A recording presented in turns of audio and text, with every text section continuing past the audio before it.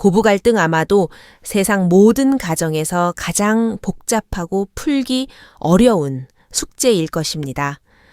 오늘 우리가 나눌 이야기는 바로 그 고부 관계가 절연의 위기에서 생사를 넘나드는 깊은 유대로 변모한 어느 특별한 가족의 사연입니다. 65살의 어머니는 아들을 위해 5년 동안 지극정성으로 손자를 키웠습니다. 하지만 그 헌신의 대가로 돌아온 것은 며느리의 차가운 한마디였습니다. 어머니 이제 가세요. 우린 더 이상 어머니가 필요 없어요. 그리고 그녀의 손에 쥐어진 것은 고향으로 가는 편도 KTX 표 한 장과 3년 전 입었던 낡은 외투 한 벌뿐이었습니다. 그녀는 눈물을 머금고 기차에 올랐습니다. 하지만 진짜 이야기는 기차가 출발한 직후부터 시작됩니다. 기차가 움직이기 시작했을 때 어머니는 무심코 그 낡은 외투를 뒤적이다가 안감 속에 무언가가 꿰매져 있다는 사실을 발견합니다. 그리고 그 속에 든 것이 무엇인지 확인했을 때 그녀의 얼굴은 하얗게 질리고 말았습니다. 그녀는 즉시 다음 역에서 내려 밤을 새워 되돌아갔습니다. 자신이 무엇을 마주하게 될지 알 수 없었지만 오직 돌아가야 한다는 사실 하나만은 분명했습니다. 다시 아들의 집 문을 열었을 때 그녀의 눈앞에 펼쳐진 광경은 충격 그 자체였습니다. 도대체 그 뒤에는 어떤 사연이 숨겨져 있었던 걸까요? 자, 이제 그 낡은 외투 속에 숨겨진 눈물과 깊은 사랑의 이야기 속으로 함께 들어가 보시죠. 제 이름은 박옥자 올해 65입니다. 손주를 돌보러 서울 관악구로 올라온 지 벌써 5년이 지났습니다. 처음에는 딱 1년만 도와주기로 하고 왔던 것이 어느새 5년이라는 세월이 흘러버렸네요. 핏덩이 같던 손자 우진이를 제 품에 애나 키웠는데 그 아이가 이제 초등학교 입학을 앞두고 있습니다. 저는 여전히 매일 아침 6시에 일어나 세 식구의 아침밥을 차리고 쓰레기를 버리고 쓸고 닦고 빨래를 널고 장을 봐 저녁을 준비합니다. 몸은 고단했지만 불평 한마디 하지 않았습니다. 제 자식들 일이니까요. 제가 돕겠다고 한 일이었으니까요. 하지만 오늘 아침 모든 것이 달라질 줄은 꿈에도 몰랐습니다. 어머니 이거 챙기세요. 갓 구운 식빵을 오븐에서 꺼내느라. 뜨거운 김이 서린 주방 장갑을 끼고 있는데 며느리 지은이가 불쑥 제 등 뒤에 나타났습니다. 평소와 다름없는 무미건조한 목소리로 하얀 봉투 하나를 식탁 위에 탁 하고 내려놓더군요. 저는 잠시 멍하니 그녀를 바라보았습니다. 여튼 화장을 했지만 얼굴은 창백했고 입술은 바싹 말라 하얗게 일어났으며 눈가는 밤새 운 사람처럼 붉게 충혈되어 있었습니다. 저는 황급히 장갑을 벗으며 물었습니다. 이게 뭐냐? 차표예요. 오늘 내려가는 KTX요. 구례로 가시는 거. 순간 저는 그 말을 이해하지 못해 멍하니 며느리를 쳐다보았습니다. 지은이는 팔짱을 낀 채 꼿꼿이 서 있었지만 시선은 자꾸만 저를 피하며 허공을 맴돌았습니다. 민호 씨도 동의했어요. 지난 5년 동안 고생 많으셨어요. 우진이도 이제 학교 가고 집도 좁고 해서 저희끼리 의논한 끝에 어머니도 이제 내려가셔서 쉬시는 게 맞다고 결정했어요. 심장이 쿵 하고 내려앉는 것 같았습니다. 무슨 소리냐? 저는 떨리는 목소리로 되물었습니다. 갑자기 그게 무슨 소리야? 너희들 전에는 그런 말 한마디 없었잖니. 지은이는 한 발짝 다가와 제 눈을 똑바로 쳐다보며 제 남은 자존심마저 산산조각 내는 한마디를 내뱉었습니다. 어머니, 저희는 이제 어머니가 필요 없어요. 더 이상 어머니 수발 드는 것도 지치고요. 수발이라는 두 글자가 시벌겋게 달궈진 모처럼 제 가슴에 박혔습니다. 순간 전신의 피가 거꾸로 솟구치는 듯한 현기증이 일었습니다. 저는 차가운 싱크대 상판을 꽉 붙잡고서야 겨우 쓰러지지 않고 버틸 수 있었습니다. 5년의 헌신이 고작 수발이라는 말로 돌아오다니요. 지난 5년이 주마등처럼 스쳐 지나갔습니다. 저는 전라남도 굴의 그 익숙한 고향과 친구들을 등지고 낯설고 번잡한 서울 이 좁은 아파트에 들어와 살았습니다. 오로지 아들 부부가 마음 편히 일할 수 있게 돕겠다는 일념 하나였습니다. 매일 새벽같이 일어나 밥을 하고 우진이를 유치원에 보내고 시장에 가서 콩나물값 몇 푼을 깎으려 상인들과 실랑이를 하고 저는 멈추지 않는 펭기처럼 이 집을 위해 돌고 또 돌았습니다. 며느리 지은이와 제가 살갑지는 않았습니다. 그녀는 깍쟁이 같은 서울 아가씨였고 저는 투박한 시골 노인네였으니까요. 우리 사이엔 보이지 않는 얇은 막 같은 것이 있었습니다. 하지만 그래도 지난 5년 동안 큰 소리 한번 내지 않고 서로 예의를 지키며 살아왔습니다. 그런데 최근 한 달 사이 모든 게 변했습니다. 지은이는 갑자기 다른 사람이 된 것 같았습니다. 제가 만든 반찬이 짜다고 타박을 하고 청소가 덜 됐다고 짜증을 내고 우진이에게 옷을 껴입히면 간섭하지 말라며 날카롭게 쏘아 붙였습니다. 저를 향한 이유 모를 적이가 가득했습니다. 저는 제가 늙어서 노망이라도 부린 건지 뭘 잘못한 건지 몰라 남몰래 눈물을 훔치기도 했습니다. 그런데 그 모든 게 오늘 이 쫓겨남을 위한 준비 과정이었다니요. 창백하지만 냉정해 보이는 며느리의 얼굴을 보며 제 마음은 한 줌의 재가 되어 부서져 내렸습니다. 억울함, 당혹감, 분노가 뒤섞여 결국 체념이 되었습니다. 알라스타 갈게. 저는 뒤도 돌아보지 않고 제 방으로 들어갔습니다.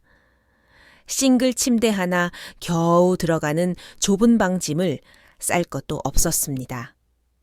올 때 들고 왔던 작은 가방 하나 그 속에 옷 몇 벌과 죽은 남편과 찍은 결혼사진 한 장을 넣으니 끝이었습니다. 5년 동안 이 집에서 제 것은 아무것도 없었습니다. 오전 내내 집안 공기는 폭풍 전야의 바다처럼 무겁게 가라앉아 있었습니다. 거실에 있던 손자 우진이도 할머니의 심상치 않은 분위기를 눈치챘는지 평소처럼 떼를 쓰지 않고 조용히 블록만 만지작거렸습니다. 아들 민호가 몇 번이나 제 방문 앞까지 왔다가 되돌아가는 소리가 들렸습니다. 문 밖에서 서성이는 발소리 참아 뱉지 못하는 한숨소리. 들어와서 말이라도 걸고 싶었겠지만 며느리의 섯을 퍼런 눈빛에 가로막혔겠지요. 문틈으로 보니 아들은 죄지은 아이처럼 고개를 숙인 채 저를 쳐다보지도 못했습니다. 마음이 더 차갑게 식어갔습니다. 금반지 한 돈 사주면 세상을 다 가진 듯 기뻐하던 그 효자 아들이 이제는 마누라 치마폭에 쌓여 어미를 내치는 못난이가 되어버렸으니까요. 오후가 되자 지은이가 저를 차에 태워 서울역으로 향했습니다. 민호가 따라가려 했지만 지은이는 회사 안 가요 라며 차갑게 쏘아붙였고 아들은 말없이 주저앉았습니다. 관악구에서 서울역까지 가는 30분 남짓한 시간이 영겁처럼 느껴졌습니다. 차 안에는 라디오 DJ의 명랑하지만 낯선 목소리와 에어컨 바람 소리만 맴돌았습니다. 북적이는 서울역 대합실 지은이는 트렁크에서 제 작은 가방을 꺼내주었습니다. 끝까지 제 눈을 마주치지 않았습니다. 제가 쓸쓸히 개찰구로 들어서려던 찰나 그녀가 불쑥 저를 불렀습니다. 여미오니? 걸음을 멈췄지만 뒤는 돌아보지 않았습니다. 그녀는 명품 가방에서 짙은 남색의 낡은 방풍 재킷 하나를 꺼내 제 손에 억지로 쥐어주었습니다. 기차 안은 추워요. 이거 입으세요. 목소리는 여전히 딱딱했고 귀찮음마저 묻어났습니다. 저는 그 옷을 압니다. 3년 전 제가 서울에 처음 왔을 때 동대문 시장 가판대에서 지은이가 2만 원 주고 사줬던 옷입니다. 유행도 지나고 물도 빠져서 안 입은 지 오래된 그 옷을 왜 굳이 꺼내온 건지. 아마도 마지막 양심 혹은 동정심이었겠지요. 저는 대꾸 없이 재킷을 받아 들었습니다. 지은이는 마치 거대한 숙제를 끝낸 사람처럼 황급히 뒤돌아섰습니다. 마치 전염병이라도 피하듯 도망치듯 멀어지는 그녀의 뒷모습은 모질기 짝이 없었습니다. KTX가 정시에 출발했습니다. 창밖으로 빠르게 뒤로 밀려나는 서울의 풍경을 보며 참았던 눈물이 소리 없이 터져 나왔습니다. 5년의 헌신 끝에 남은 것은 비참한 추방뿐이었습니다. 60이 넘도록 살아온 고향 구례가 지금은 너무나 막막하게만 느껴졌습니다. 끊어진 연처럼 어디로 가야 할지 모르는 신세가 된 것 같았습니다. 기차가 천안을 지나고 대전을 향해 달릴 무렵 객실 에어컨 바람이 뼛속까지 시리게 파고들었습니다. 저는 으슬으슬한 한기에 지은이가 쥐어준 그 낡은 재킷을 걸쳤습니다. 그런데 옷을 입는 순간 왼쪽 가슴 안쪽이 뭔가 배기듯 묵직했습니다. 안주머니가 있을 리 없는 옷인데 네모나고 딱딱한 것이 만져졌습니다. 이상한 예감에 안감을 더듬어 보니 서툴게 꿰맨 바느질 자국이 손끝에 닿았습니다. 심장이 요동치기 시작했습니다. 지은이는 왜 이 낡은 옷에 안주머니를 만들어 꿰매 놓은 걸까? 저는 떨리는 손으로 바티라느라 투박해진 손톱으로 그 삐뚤빼뚤한 실밥을 조심스레 뜯어냈습니다.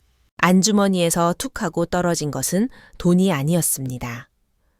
정성스레 접은 편지지 한 장과 그 안에 쌓여있는 좀 더 빳빳한 종이였습니다. 심장이 덜컥 내려앉았습니다. 먼저 빳빳한 종이를 펼쳤습니다. 서울대학교 병원 로고가 찍힌 진단서. 그 위에 적힌 글자들이 불에 달군 인두처럼 제 망막을 지졌습니다.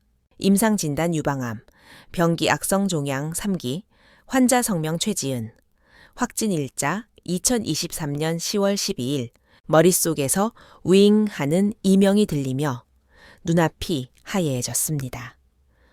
손에 들린 종이가 바닥으로 힘없이 떨어졌습니다. 세상이 빙글빙글 도는 것 같았고 귀에는 기차의 굉음만이 웅웅거렸습니다. 유방암 3기, 한 달 전 바로 그때였습니다. 저는 온몸을 사시나무처럼 떨며 바닥에 떨어진 편지를 주워들었습니다. 며느리 지은이의 단정하고 예쁜 글씨체였지만 지금 제 눈에는 피눈물로 쓴 유서처럼 보였습니다. 어머니 죄송해요. 어머니께서 이 편지를 읽으실 때쯤이면 저는 아마 이 세상 사람이 아닐지도 몰라요. 지난 5년 동안 우리 가족을 위해 헌신해 주신 것 정말 감사했습니다. 그리고 지난 한 달 동안 어머니께 모질게 굴었던 것 부디 용서해 주세요. 저는 어머니가 저를 미워하셨으면 했어요. 진심으로 저를 혐오하게 되시길 바랐어요. 그래야 제가 떠났을 때 어머니가 덜 슬퍼하실 테니까요. 고칠 수 없는 병에 걸렸고 짐이 되기 싫었어요. 어머니도 아시다시피 저는 고아잖아요. 부모님도 일찍 돌아가시고 이 세상에 제 피부티는 민호 씨와 우진이 그리고 어머니뿐이에요. 민호 씨는 착한 사람이지만 마음이 여려요. 제가 없으면 무너질까봐 그게 제일 걱정이에요. 어머니는 그 사람보다 강하시니까. 제발 저 대신 민호 씨와 우진이를 잘 부탁드려요. 안녕히 계세요. 불효 며느리 지은 올림. 창밖으로 번개가 번쩍이더니 우르릉쾅 천둥 소리가 들려왔습니다.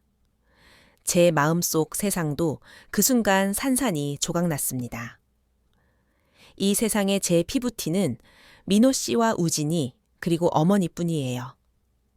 이 문장이 날카로운 송곳이 되어 심장을 후벼 팠습니다. 맞습니다. 지은이는 고아였습니다. 대학 때 사고로 부모님을 모두 잃고 혈혈단신으로 살다가 우리 집에 시집 왔습니다.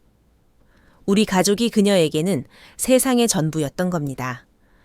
그런데 그 바보 같은 아이가 우리를 유일한 가족이라 믿었던 그 아이가 중병에 걸리자 가장 모진 방법으로 우리를 밀어내고 홀로 죽음을 맞이하려 했던 것입니다. 지난 한 달간의 냉대는 실층이 아니라 연극이었습니다. 저를 쫓아낸 건 저를 고생시키지 않으려는 배려였고, 표독스럽게 군 것은 제가 정을 떼게 만들려는 속셈이었습니다. 무정했던 게 아니라 너무나 깊은 전기였던 겁니다. 이번 역은 대전역입니다. 안내방송이 바늘처럼 저를 찔러 거대한 충격과 후회 속에서 깨워냈습니다. 머릿속에서 단 하나의 생각이 폭발했습니다. 돌아가야 해. 당장 돌아가야 해. 저는 자리에서 벌떡 일어났습니다. 작은 가방을 움켜쥐고 그 끔찍한 비밀이 담긴 낡은 재킷을 품에 안은 채 피난민처럼 인파를 헤치고 출입문으로 달려갔습니다. 비키세요, 좀 비켜주세요. 눈물 범벅이 된 노인이 소리치며 달려가니 승객들이 놀란 눈으로 쳐다봤지만 그런 시선 따위는 중요하지 않았습니다. 문이 닫히기 직전 저는 바람처럼 기차에서 뛰어내려 승강장에 나동그라졌습니다. 무릎이 깨지는 통증이 느껴졌지만 아랑곳하지 않고 매표소로 달렸습니다. 표 주세요. 서울로 가는 제일 빠른 표, 제발요. 서울로 돌아가는 상행선, KTX, 안전은 넋이 나간 사람처럼 앉아 있었습니다. 손에는 진단서와 편지를 구겨질 정도로 꽉 쥐고 있었습니다. 땀에 젖어 눅눅해진 종이, 머릿속은 엉망진창이었습니다. 차갑다고만 생각했던 며느리가 혼자서 이 엄청난 공포를 감당하고 있었다니. 어머니가 이 편지를 보실 때쯤이면 저는 이미 이 문장이 칼날처럼 마음을 난도질했습니다. 혹시나 나쁜 마음이라도 먹은 건 아닐까 덜컥 겁이 났습니다. 미친 사람처럼 아들에게 전화를 걸었지만 연결음만 길게 이어질 뿐 받지 않았습니다. 제 마음은 끝도 없는 시면으로 가라앉았습니다. 밤 9시 파김치가 된 몸을 이끌고 다시 서울 관악구 아파트 문 앞에 섰을 때 집 안은 칠흑 같은 어둠에 잠겨 있었습니다. 불길한 예감이 정점을 찍었습니다. 문은 잠겨 있지 않았습니다. 문을 열고 들어가며 소리쳤습니다. 민호야, 지은아, 우진아, 나. 거실은 난장판이었습니다.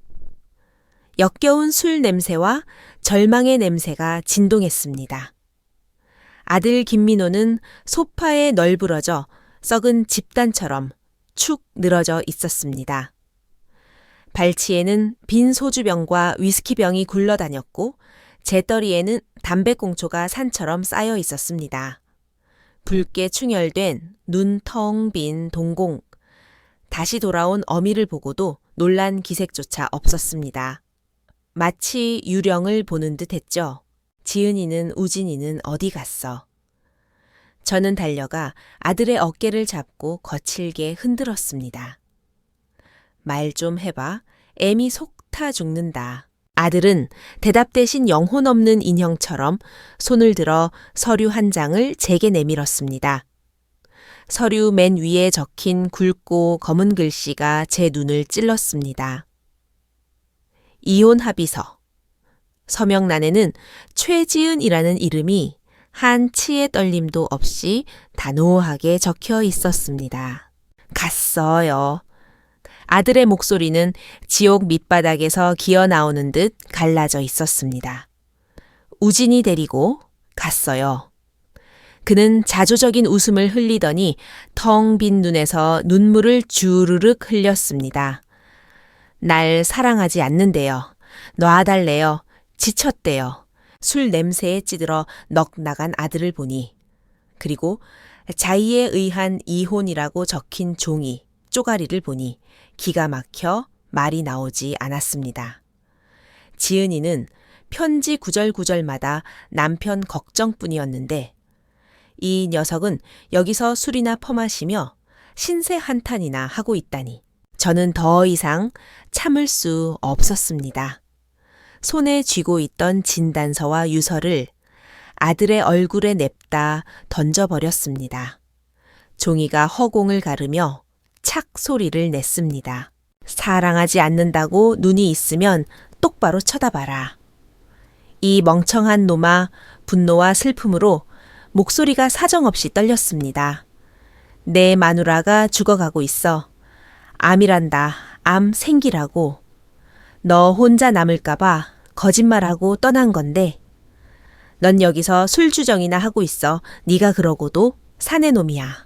명백한 증거 앞에서, 그리고 어미의 사자후 앞에서 아들의 모든 도피와 위장은 풍선 터지듯 박살 났습니다. 그는 머리를 감싸 쥐고 짐승처럼 울부짖었습니다. 그제야 아들은 실토했습니다. 제가 떠난 직후 서랍 깊숙한 곳에서 지은이가 남겨둔 또 다른 편지와 진단서 사본을 발견했다고 했습니다. 인터넷으로 검색해보니 치료비는 천문학적이고 생존율은 낮다며 너무 무서웠다고 했습니다. 무서웠어요. 정말 너무 무서웠어요. 돈도 잃고 사람도 잃을까봐, 내가 감당 못할까봐, 심지어 제 눈을 피하며 기어들어가는 목소리로 말했습니다. 어쩌면 이게 서로에게 더 나은 거 아닐까. 적어도 그 사람은 덜 고통받고 우리도. 찌작 제 손이 허공을 가르고 아들의 뺨을 후려쳤습니다. 적막한 거실에 파열음이 날카롭게 울렸습니다. 주둥이 닥쳐 저는 손가락질하며 부들부들 떨었습니다. 그게 내 처자식한테 할 소리냐. 지은이는 우진이 엄마야. 내 아내라고. 내가 너를 그렇게 비겁한 놈으로 키웠냐. 현실에 겁먹어 도망치려는 비겁한 아들에게 뼈저린 실망을 느꼈습니다. 저는 깨달았습니다. 더 이상 이놈에게 기댈 수 없다는 것을. 이제 이 집안은 구례에서 올라온 무식한 할미가 지탱해야 한다고. 저는 울음을 삼키고 새끼 잃은 어미 사자처럼 집안을 뒤지기 시작했습니다. 지은이의 노트북도 휴대폰도 없었습니다. 옷장도 텅 비어 있었습니다. 정말로 소리 소문 없이 사라지려 작정한 것입니다. 절망하며 손자 우진이의 방에 주저앉았을 때 벽 구석에 놓인 파란 장난감 상자가 눈에 들어왔습니다. 홀린 듯 다가가 장난감을 하나하나 꺼냈습니다. 변신 로봇 레고 블록. 바닥 깊숙한 곳에서 우진이가 가장 좋아하던 그림책 바닷가 마을의 약속이 나왔습니다. 무심코 책을 펼쳐 마지막 페이지를 보았습니다. 푸른 바다가 그려진 오른쪽 귀퉁이에 연필로 아주 흐릿하게 쓴 글씨가 보였습니다. 지은이의 글씨였습니다. 우진이에게 진짜 바다를 보여줘야지. 내가 가장 행복했던 그곳 속초바다. 저는 그 얇은 그림책을 세상에서 가장 귀한 보물처럼 며느리가 보낸 희미한 구조 신호처럼 끌어안았습니다. 소파에 처박힌 아들은 거들떠보지도 않고 제 통장을 꺼내 식탁 위에 쾅 내려놓았습니다. 제 노후 자금 2천만 원이 든 통장이었습니다. 나는 내일 첫 차로 속초 간다. 오든 말든 내 마음대로 해라. 하지만 내 처자식은 이제 내 책임이다. 계속 그렇게 죽은 척하고 살 거면 다시는 내 아들 할 생각 마라. 그날 밤 저는 한숨도 자지 못했습니다. 새벽 4시쯤 거실에서 아들이 구역질하는 소리가 들렸지만 내다보지 않았습니다. 어떤 길은 스스로 걸어야 하고 어떤 아픔은 스스로 겪어야만 비로소 어른이 되는 법이니까요. 새벽 5시, 푸르스름한 여명이 밝아올 무렵 저는 다시 짐을 메고 현관을 나섰습니다. 속초행 첫 고속버스에 몸을 실었습니다. 버스가 서울을 빠져나와 꼬불꼬불한 미시령 터널을 지날 때쯤 산등성이 넘어 동해바다 위로 붉은 태양이 솟아올랐습니다. 그 뜨거운 태양을 보며 빌고 또 빌었습니다. 지은아 제발 저 해처럼 버텨다오. 어미가 간다. 속초 터미널에 도착하니 아침 8시가 조금 넘었습니다. 피곤할 겨를도 없이 사진 한 장과 그림책을 들고 무작정 걷기 시작했습니다. 속초 해수욕장, 우엉치항, 대포항. 해안가를 따라 늘어선 펜션과 모텔을 샅샅이 뒤졌습니다. 사장님, 혹시 이 모자 무지 못 보셨어요? 죄송합니다만 이렇게 생긴 젊은 여자랑 꼬마 아이 안 왔습니까? 목이 쉬도록 묻고 다녔지만 돌아오는 건 고개를 젓는 대답뿐이었습니다. 다리는 납덩이처럼 무거워졌고 해는 어느덧 서쪽으로 기울고 있었습니다. 저녁 무렵 저는 지칠 대로 지쳐 바닷가 방파제에 주저앉았습니다. 파도 소리만 무심하게 철썩거리는 그곳에서 억장이 무너지는 절망감을 느꼈습니다. 내가 틀린 걸까? 그 글귀는 그저 낙서였을까? 그때 뒤에서 급박한 발소리와 함께 익숙한 목소리가 들렸습니다. 어머니. 돌아보니 아들 김민호였습니다. 헐떡거리며 달려오는 그의 얼굴에는 어젯밤의 패배감 대신 깊은 죄책감과 절박함이 서려 있었습니다. 눈은 여전히 붉었지만 이제는 술 기운이 아닌 눈물 때문이었습니다. 38 먹은 다 큰 아들이 사람들 오가는 방파제 위에서 제 앞에 무릎을 꿇었습니다. 어머니, 죄송해요. 그가 흐느꼈습니다. 못난 남편이라 못난 아들이라 죄송해요. 한 번만 더 기회를 주세요. 일어나라. 저는 담담하게 말했습니다. 지금 그게 무슨 소용이냐. 지은이 찾는 게 먼저다.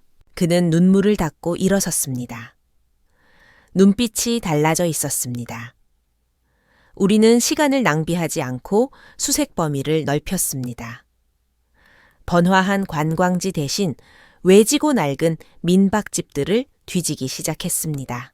어둠이 내릴 무렵 등대 근처에 아주 허름한 간판도 다 떨어져 나가는 민박집에 들어갔습니다.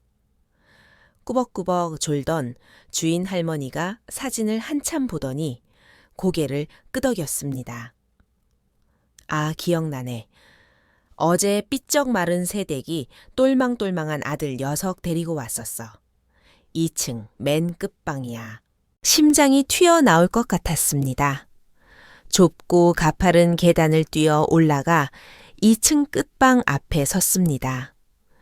손을 들어 문을 두드려야 하는데 겁이 났습니다. 문 뒤에 감당할 수 없는 비극이 있을까봐. 민호가 심호흡을 하더니 떨리는 손으로 문을 두드렸습니다. 똑똑똑. 안에서 우진이의 경계심 가득한 목소리가 들렸습니다. 누구세요? 우진아, 아빠야. 민호의 목소리가 울먹였습니다. 잠시 정적이 흐르더니 끼익 소리와 함께 문이 열렸습니다. 그리고 그 틈으로 보인 광경을 저는 죽을 때까지 잊지 못할 것입니다. 지은이, 내 며느리는 뼈만 앙상하게 남아 바람 불면 날아갈 낙엽 같았습니다. 헐렁한 티셔츠가 너무 커 보여 더 애처로웠습니다. 핏기 하나 없는 창백한 얼굴로 침대 헤드에 기대어 있었고 손에는 바닷가 마을의 약속 그림책이 들려 있었습니다. 우진이는 엄마 옆에 딱 붙어 앉아 우리를 노려보고 있었습니다. 우리를 본 지은이의 괭한 눈동자가 흔들렸습니다. 공포 절망 그리고 들켰다는 복잡한 안도감이 스쳤습니다. 어떻게... 목소리는 모기 소리처럼 작았습니다. 어떻게 알고 왔어요? 시간이 멈춘 것 같았습니다. 한 달 동안 이 몸으로 5살 아이를 데리고 혼자 어떻게 버텼을까? 가슴이 미어지다 못해 찢어지는 것 같았습니다. 저는 다가가 떨리는 목소리로 물었습니다. 왜 이렇게 미련한 짓을 했니? 왜 우리한테 말을 안 했어? 지은이는 바닥에 엎드려 오열하는 민호를 한 번 저를 한 번 보더니 힘없이 쓴웃음을 지었습니다. 말하면 뭐가 달라져요? 다들 괴로워하기만 할 텐데 치료비로 집안 거덜나고 결국 사람도 돈도 다 잃게 될 텐데 그녀의 눈에서 굵은 눈물이 주르륵 흘러내렸습니다. 싫었어요. 정말 싫었어요. 그냥 힘 조금이라도 남아있을 때 우진이한테 받아 보여주고 조용한 데서 아무도 모르게 가고 싶었어요. 무세운 헛소리냐? 저는 버럭 소리를 질렀습니다. 눈물이 앞을 가려 며느리의 얼굴이 흐릿했습니다. 가족이 왜 가족인데 힘들 때 서로 비비고 의지하라고 있는 게 가족 아니냐? 네가 아프면 우리가 돌보는 게 당연하지. 우리를 남 취급하는 거냐? 민호는 침대 맡에 매달려 지은이의 차디찬 손을 잡고 빌고 또 빌었습니다. 여보 미안해. 내가 잘못했어. 내가 쓰레기였어. 제발 집에 가자. 응. 지은이는 소리 없이 눈물만 흘리다가 긴 숨을 토해내듯 고개를 끄덕였습니다. 그래 가자. 죽는 건 나중 일이고 일단 살아야지. 저는 단호하게 말했습니다. 그날 밤 속초의 허름한 민박집에서 우리 셋은 오해와 슬픔 그리고 깊은 사랑을 눈물로 씻어냈습니다. 다음 날 아침 일찍 우리는 서울로 돌아와 서울대학교 병원으로 직행했습니다. 지옥 같은 항암 치료가 시작되었습니다. 지은이는 상상을 초월하는 고통을 겪었습니다. 담즙까지 토해내는 구토뼈를 깎는 통증. 하지만 가장 괴로워한 건 머리카락이 한 줌씩 빠질 때였습니다. 그래도 그녀는 우리 앞에서 울지 않았습니다. 오히려 빡빡 깎은 머리를 보여주며 우진아 엄마 힙합 가수 같지 않아? 하며 웃어 보였습니다. 민호도 완전히 변했습니다. 야근 많은 회사를 그만두고 월급은 적지만 칼퇴근할 수 있는 직장으로 옮겼습니다. 서툰 솜씨로 죽을 끓이고 빨래를 하고 병간호를 도맡았습니다. 진짜 가장이 되어가고 있었습니다. 저는 제 노후 자금을 다 털어 비급여 표적 항암제를 신청했고 성공률 30%라는 임상시험에도 동의했습니다. 우리는 기적에 베팅했습니다. 하지만 운명은 가혹했습니다. 3차 항암 후 지은이의 상태가 급격히 나빠졌습니다. 급성 간부전. 중환자실로 옮겨졌고 의사는 오늘 밤이 고비라고 했습니다. 중환자실 유리문 밖에서 저와 민호는 사형수처럼 서 있었습니다. 새벽 3시 심전도 모니터의 곡선이 일직선으로 바뀌며 삐 하는 소리가 병동을 갈랐습니다. 심정지, 의료진이 우르르 뛰어 들어갔습니다. 민호는 바닥에 주저앉아 짐승처럼 울부짖었습니다. 저는 그 순간 제정신이 아니었습니다. 안 돼, 내 며느리 이렇게 못 보내. 저는 중환자실 문을 밀고 들어가려는 기세로 유리창에 매달려 소리쳤습니다. 지은아, 최지은, 내 말 들려 너 못 간다 우진이 두고 어딜가 민호 놔두고 어딜가 나도 너 없으면 못 산다. 이년아 돌아와 어미가 기다린다. 유리창을 두드리며 미친 듯이 절규했습니다. 1초, 2초, 10초. 영원 같은 시간이 흐르고 돌아왔습니다. 리듬 돌아왔어요. 의사의 다급한 외침이 들렸습니다. 일직선이던 그래프가 다시 꿈틀거리기 시작했습니다. 기적이었습니다. 의사는 드문, 초반응, 슈퍼 리스펀더이라고 했습니다. 가족의 목소리가 그 질긴 인연의 끈이 그녀를 죽음의 문턱에서 낚아챈 것입니다. 그 고비를 넘긴 후 거짓말처럼 상태가 호전되었습니다. 표적 치료제가 기막히게 잘 들었습니다.